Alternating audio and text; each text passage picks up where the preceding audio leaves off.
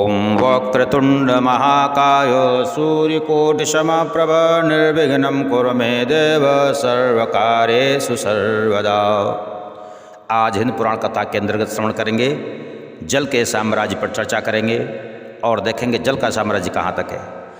जल के अधिष्ठात्र देवता भगवान गणपति हैं। इस प्रकार से जो प्रत्येक जीव में जल तत्व होता है, ब्रह्मांड में जल है, उसके मालिक हैं गणेश जी महाराज। और वरुण को इसका देवता बनाया गया है, जो है समुद्रों के स्वामी बनाए गए हैं। ओम तत्वायामि ब्रह्मणा वंदमानस्दासास्ते यजमानो हविर्भि अहेडमानो वरुणे बोधुरुषग्वं समान आयो प्रमोखी।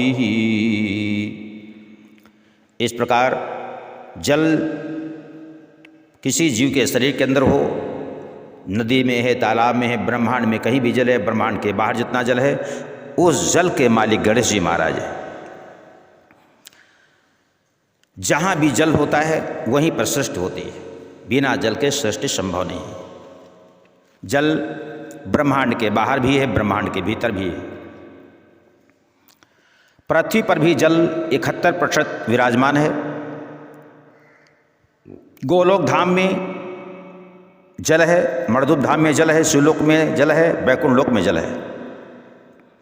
ब्रह्मांड के अर्थात बाहर भीतर हर जगह जल ही जल विराजमान है। जहाँ जल वहीं सृष्टि है। इस भूमंडल पर जो सृष्टि हुई उसमें सबसे पहले जल ही कारण था, जल के अंदर ही सृष्टि हुई है।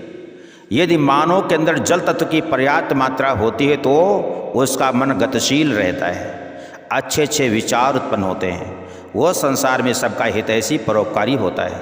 संसार के लोग उसे पानीदार मानव कहते हैं, बहुत पानीदार आदमी है। जल को दूषित करने वाले देव व पितरों द्वारा शापित किए जाते हैं। कभी जल को दूषित नहीं करना चाहिए। सृष्टिकर्ता ब्रह्मा जी, सावित्री, सरस्वती, सूर्य आदि ग्रह सभी कुपित होकर के जल को दूषित करने वाले मूर्ख मानव को दुखी बना देते हैं, उसे दरिद्रता प्रदान करते हैं। इसलिए कभी भी जल को दूषित नहीं करना चाहिए। वृक्षों को जल देने से चंद्रदेव प्रसन्न होते हैं। बेर वृक्ष को जल से सींचने से श्रीदेवी और महादेव प्रसन्न होते हैं।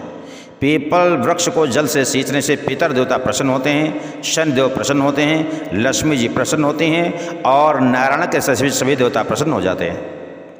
तुलसी को सींचने वाला इंद्रियों के सुख प्राप्त कर लेता है एवं रोग मुक्त हो जाता है, हर की प्रसन्नता को प्राप्त कर लेता है। अर्थात जल का ही हर जगह महत्व है। सबसे बड़ा दान जलदान कहलाता है। कोई भी प्राणी प्यासा है, उसको जल पिलाने से परम पुरुष नारायण संतुष्ट हो जाते हैं। अपने आश्रम या घर पर आए हुए अतिथि को जल देने से पितृदेव संतुष्ट हो जाते हैं। प्रातःकाल मृत्यु से अगर बचना है तो अपने द्वार पर जल डाल दो दोनों तरफ और आए हुए अतिथि को जल पिला दो, तो निश्चित ही मृत्यु से भी छुटकारा मिल जाता है।